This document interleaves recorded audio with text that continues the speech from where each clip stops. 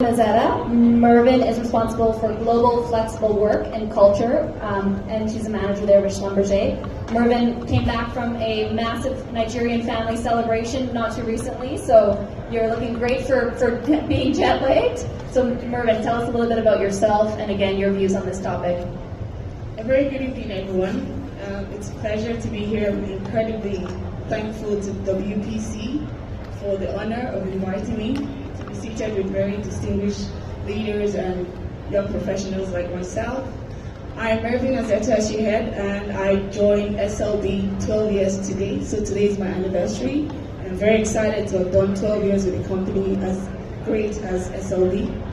And SLB is a global technology company that's driving energy innovation for a balanced planet.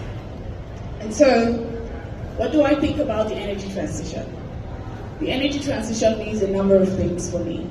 First of all, it's not just a complex challenge that requires balancing multiple priorities revolving around people, planet, progress, and prosperity.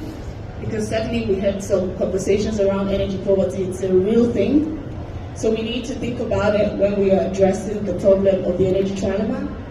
But it's also one that requires a massive transformation across all pillars of society, and I mean economy, environmental, governance, whatever, ESG, like you know, to make sure that we unlock universal access to affordable, modern, reliable, and sustainable energy for all.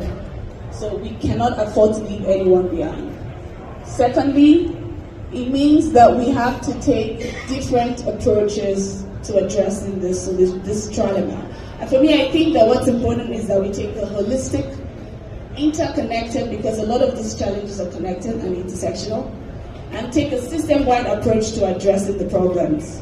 We also do need to engage as many stakeholders, so we need to consider engaging a broader base of stakeholders, whether it's the community, government, regulators, and young professionals. And like the report suggests, young professionals want to be a part of this conversation. They want to be seated at the table, helping to make those decisions that would unlock the solutions to address the trilemma.